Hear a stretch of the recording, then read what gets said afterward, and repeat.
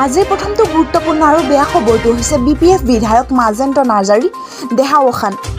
গোসাইগাঁও সমষ্টিৰ বিপিএফ বিধায়ক মাজেন্দ্ৰ নাৰ্জাৰী আজি পুৱা আকস্মিকভাৱে মৃত্যু ঘটে। আজি পুৱা প্ৰায় 5:30 বজাত গুৱাহাটী মেডিকেল কলেজ হাস্পতালত মৃত্যু হয়।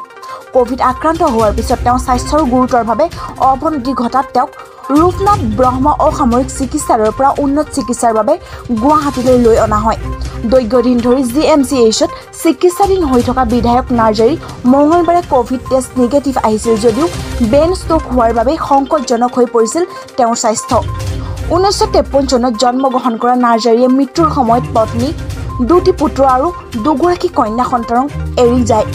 উল্লেখ্য যে 2006 চনত প্ৰথমবাৰৰ বাবে গোসাইগাঁও সমষ্টিৰ পৰা বিধায়ক হিচাপে নিৰ্বাচিত হৈছিল মাজেন্দ্ৰ নাৰ্জাৰী। দেশত আজিৰ পৰা বন্ধ হ'ব নেকি ফেচবুক, টুইটাৰ আদি ছ'চিয়েল মিডিয়া এপ। এই নতুন নিয়ম পালন কৰাত ব্যৰ্থ হ'লে সঁচাকৈয়ে দেশত নিষিদ্ধ কৰা হ'ব নেকি ফেচবুক, টুইটাৰ।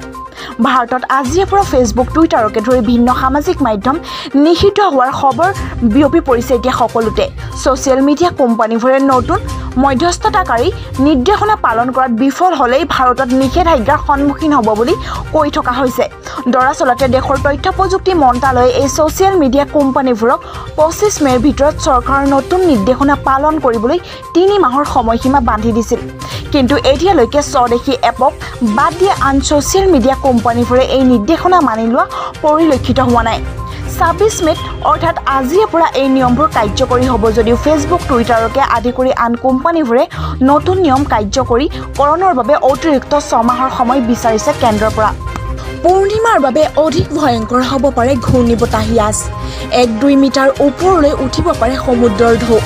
বতৰ বিজ্ঞান বিভাগৰ মতে ঘূৰ্ণীবতাহৰ গতি প্ৰতি ঘণ্টাত 155ৰ পৰা 165 কিলোমিটাৰ হোৱাৰ সম্ভাৱনা আছে। লগতে 185 কিলোমিটাৰ প্ৰতি ঘণ্টাত বৃদ্ধি পোৱাৰ সম্ভাৱনা আছে। ভাৰতীয় বতৰ বিজ্ঞান বিভাগৰ বিষয়ে সতৰ্কতা জাৰি কৰিছে যে যেতিয়া ঘূৰ্ণীবতাহ ইয়াছে বুধবাৰে উৰিষ্যা আৰু পশ্চিম বংগৰ উপকূলত খুন্দা মাৰিব তেতিয়া পূৰ্ণিমা হ'ব আৰু ইয়াৰ ফলত ক্ষয়-ক্ষতি অধিক হ'ব পাৰে। IMDৰ কলকাতাৰ বিষয়া সঞ্জীৱ বেনাৰ্জীয়ে কয়, পূব মিদনাপুৰ আৰু দক্ষিণ 24 পৰগনাৰ উপকূল অঞ্চলৰ জিলাসমূহত আটাইতকৈ অধিক ক্ষতি হ'ব পাৰে। বিশেষজ্ঞই কয় যে স্প্ৰিং টাইডৰ ফলত সমুদ্ৰৰ জলস্তৰ অতি কমেও 1 মিটাৰ ওখ হয়, যেতিয়া চন্দ্ৰ পৃথিৱীৰ আটাইতকৈ ওচৰত থাকে। পেৰিজিয়ন স্প্ৰিং টাইডৰ ফলত এই স্তৰ আৰু বৃদ্ধি পায়। ইয়াৰ পূৰ্বে ভাৰতীয় বতৰ বিজ্ঞান বিভাগৰ DGM মহাপাত্ৰই কয় যে উৰিষ্যা আৰু পশ্চিম বংগৰ বাবে ৰেড কোডেট সতৰ্কবাণী জাৰি কৰা হৈছে। উত্তৰ পশ্চিম আৰু বংগৰ উপকূলত ঘূৰ্ণীবতাহ ইয়াছে ভয়াৱহ ৰূপ ধাৰণ কৰিছে। কুশল কোঁৱৰ ইন্দিৰা মিৰি আৰু দীনদয়াল আঁচনিৰ হিতাধিকাৰীয়ে প্ৰতি মাহৰ 10 তাৰিখে পাব এই টকা। মুখ্যমন্ত্ৰী ডক্টৰ হিমন্ত বিশ্ব শৰ্মাৰ সভাপতিত্বত 26 মে' অৰ্থাৎ বুধবাৰে আজি ৰাজ্যিক কেবিনেটৰ 3খন বৈঠক অনুষ্ঠিত হয়। বৈঠকৰ আৰম্ভণিতে গোসাইগাঁও সমষ্টিৰ বিধায়ক মাজেন্দ্ৰ নাৰ্জাৰীৰ বিয়োগত শোক প্ৰকাশ কৰি কেবিনেটে 2 মিনিট সময় মৌনতা অৱলম্বন কৰে।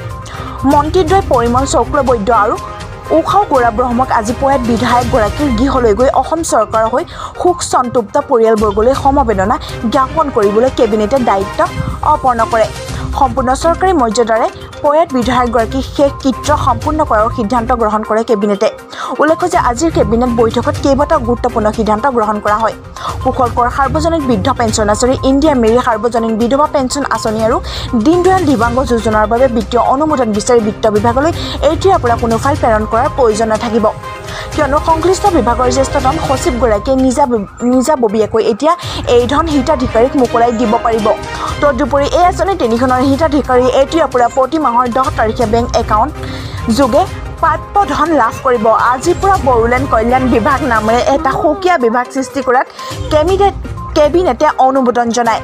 পূৰ্বতে এই বিভাগ সংক্ৰান্তীয় কাম-কাজ ভৈয়াম জনজাতি আৰু অন্যান্য পিছপৰা শ্ৰেণীৰ কল্যাণ বিভাগৰ অধীনস্থ আছিল। কোকৰাঝাৰত বড়োলেণ্ড প্ৰশাসনীয় পদাধিকাৰী মহাবিদ্যালয় স্থাপন কৰা হ'ব। এই কাম তৎকালীনভাৱে আৰম্ভ কৰিবলৈ আৰু চৰকাৰী ভৱন নাথাকিলে প্ৰয়োজন সাপেক্ষে ভাড়াঘৰৰ পৰা এই মহাবিদ্যালয়ৰ কাম-কাজ আৰম্ভ কৰিবলৈ কেবিনেটে সিদ্ধান্ত গ্ৰহণ কৰে। আজিৰ কেবিনেটে জিলা প্ৰশাসনৰ অভিভাৱক মন্ত্ৰীসকলৰ দায়িত্ব আৰু কৰ্তব্য সম্পৰ্কত সুনিৰ্দিষ্ট নীতি নিৰ্দেশনাত অনুমোদন জনায়। আজিৰ কেবিনেটে জিলা প্ৰশাসনৰ অভিভাৱক মন্ত্ৰীসকলৰ দায়িত্ব আৰু কৰ্তব্য সম্পৰ্কত সুনিৰ্দিষ্ট নীতি নিৰ্দেশনাত অনুমোদন জনায়। প্ৰতিদিনে মাত্ৰ 1 টকা ৰাহি কৰিয়ে আপুনি জমা কৰিব পাৰে 15 লাখ টকা। জানক পোষ্ট অফিচ বেংকৰ এই বিশেষ আঁচনিৰ বিষয়ে লওক ইয়াৰ সুবিধা। সুকন্যা সমৃদ্ধি যোজনা হৈছে এক কন্যাসকলৰ বাবে কেন্দ্ৰীয় চৰকাৰৰ এক ক্ষুদ্ৰ সঞ্চয় আঁচনি, যাক বেটি বচাও বেটি পঢ়াও আঁচনিৰ অধীনত আৰম্ভ কৰা হৈছে। ক্ষুদ্ৰ সঞ্চয় আঁচনিৰ ভিতৰত সৰ্বশ্ৰেষ্ঠ সুতৰ হাৰ প্ৰদান কৰা আঁচনি হৈছে সুকন্যা আঁচনি। কম টকা বিনিয়োগেৰে আপুনিও হ'ব পাৰে লাখপতি। আজি আমি আপোনাক এখন চৰকাৰী আঁচনিৰ বিষয়ে জনাম, য'ত আপুনি অতি কম ধন বিনিয়োগ কৰিয়ে এক বৃহৎ পৰিমাণৰ ধন জমা কৰিব পাৰে। এই চৰকাৰী আঁচনিখনৰ নাম হৈছে সুকন্যা সমৃদ্ধি যোজনা। এই আঁচনিয়ে কেৱল আপোনাৰ প্ৰিয়জনৰ ভৱিষ্যত সুৰক্ষিত কৰাই নহয়, এই সৰ্বশ্ৰেষ্ঠ বিনিয়োগ বিকল্পত বিনিয়োগ দ্বাৰা আপুনি আয়কৰ প্ৰদানতো কিছু সকাহ পাব। এই আঁচনিৰ অধীনত প্ৰতিদিনে 1 টকা ৰাহি কৰিও ইয়াৰ লাভালাভ লাভ কৰিব পাৰিব। গতিকে জানি লওক সুকন্যা সমৃদ্ধি যোজনাৰ বিষয়ে সকলো কথা। সুকন্যা সমৃদ্ধি যোজনা কি? সুকন্যা সমৃদ্ধি যোজনা হৈছে কন্যাসকলৰ বাবে কেন্দ্ৰীয় চৰকাৰৰ এক ক্ষুদ্ৰ সঞ্চয় আঁচনি, যাক বেটি বচাও বেটি পঢ়াও আঁচনিৰ অধীনত আৰম্ভ কৰা হৈছে। ক্ষুদ্ৰ সঞ্চয় আঁচনিৰ ভিতৰত সৰ্বশ্ৰেষ্ঠ সুতৰ হাৰ প্ৰদান কৰা আঁচনিয়ে হৈছে সুকন্যা আঁচনি। ইমান টকাৰে কৰিব পাৰি বিনিয়োগ। মাত্ৰ 250 টকাৰে সুকন্যা সমৃদ্ধি যোজনাত এটা একাউণ্ট খুলি কন্যা আঁচনি খুলিব পাৰিব। অৰ্থাৎ প্ৰতিদিনে 1 টকা ৰাহি কৰিলেও আপুনি এই আঁচনিখন ধন জমা কৰি ইয়াৰ সুবিধা ল'ব পাৰে। ইয়াত এটা বিত্তীয় বৰ্ষত কমেও 250 টকা জমা কৰিব লাগিব। এটা বিত্তীয় বৰ্ষত SSY একাউণ্টত 1.5 লাখ টকাতকৈ অধিক ধন জমা কৰিব নোৱাৰিব। কিমান সুত লাভ কৰা হয়? সম্প্ৰতি আয়কৰ ৰেহাইৰ সৈতে থকা সুকন্যা সমৃদ্ধি যোজনা আঁচনিত 7.6% হাৰত সুত প্ৰদান কৰি থকা হৈছে। ইয়াৰ পূৰ্বে এই আঁচনিত 9.2%লৈকে সুত দিয়া হৈছিল। 8 বছৰ বয়সৰ পিছত কন্যাৰ উচ্চ শিক্ষাৰ বাবে ব্যয়ৰ হিচাপত 50%লৈকে ধন উলিয়াব পাৰিব। 26 আৰু 27 মে'ত সামুদ্ৰিক ধুমুহাই আছে জোকাৰিব গোটেই অসমক। উৰিষ্যাত সৃষ্টি হোৱা সাগৰীয় ইয়াছ ঘূৰ্ণী বতাহৰ প্ৰভাৱ উত্তৰ পূৰ্বাঞ্চলত 2 দিন ধৰি পৰাৰ আশংকা ব্যক্ত কৰিছে বৰঝাৰস্থিত আঞ্চলিক বতৰ বিজ্ঞান কেন্দ্ৰই। এতিয়া ইয়াছ ঘূৰ্ণী বতাহৰ প্ৰভাৱৰ ফলত অহা 2 দিনত উত্তৰ পূৰ্বাঞ্চলৰ ঠায়ে ঠায়ে প্ৰবল বৰষুণ হোৱাৰ সম্ভাৱনাৰ কথা জনাই গুৱাহাটীৰ বৰঝাৰস্থিত আঞ্চলিক বতৰ বিজ্ঞান কেন্দ্ৰই উত্তৰ পূৰ্বাঞ্চলৰ কেইবাখনো জিলাত ইতিমধ্যে সতৰ্কতা জাৰি কৰিছে। বংগোপসাগৰত সৃষ্টি হোৱা ইয়াছ ঘূৰ্ণী বতাহে উৰিষ্যাৰ ভিন্ন প্ৰান্তত ধুমুহাৰ সৃষ্টি কৰাৰ সমান্তৰালভাৱে আজি আৰু কাইলৈ উত্তৰ পূৰ্বাঞ্চলৰ বিভিন্ন ঠাইত বিশেষ প্ৰভাৱ পেলাব। অৰুণাচল প্ৰদেশৰ ঠায়ে ঠায়ে বৰষুণ হোৱাৰ সম্ভাৱনা আছে। অসম আৰু মেঘালয়ৰ বিভিন্ন ঠাইত 2টা দিনত প্ৰবল বৰষুণ হোৱাৰ সম্ভাৱনা থকাৰ লগতে নাগালেণ্ড, মণিপুৰ, মিজোৰাম আৰু ত্ৰিপুৰাতো প্ৰভাৱ পৰিব বুলি বতৰ বিজ্ঞান কেন্দ্ৰই জানিবলৈ দিছে। লগতে চিৰাং, বৰপেটা, কোকৰাঝাৰ, ডিমা হাছাও, কামৰূপ, গ্ৰাম্য দক্ষিণ, শালমৰা, নগাঁও, বাক্সা, কৰিমগঞ্জ, কাৰ্বি আলং, ধুবুৰী আদি জিলাতো ইয়াৰ প্ৰভাৱ পৰিব।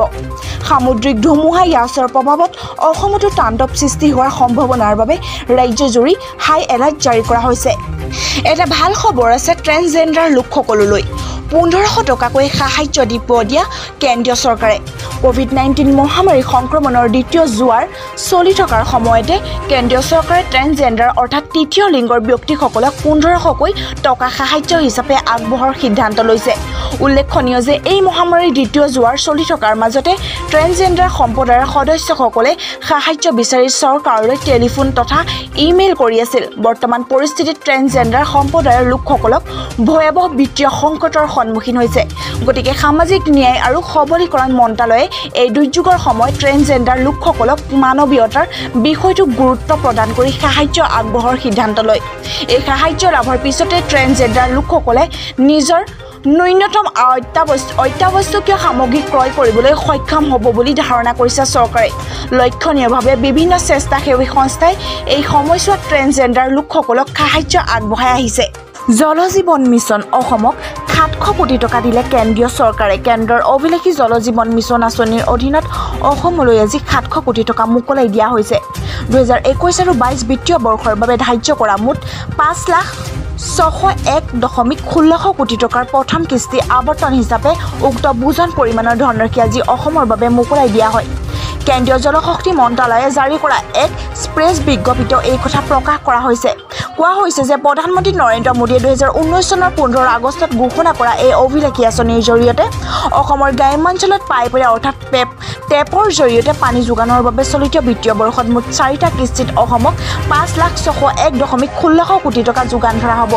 আজি অসমকে ধৰি উত্তৰ পূৰ্বাঞ্চলৰ মুঠ 8খন ৰাজ্যৰ বাবে জল জীৱন মিছন আঁচনিৰ অধীনত মুঠ 1,605 কোটি টকা মোকলাই দিয়া হ'ব।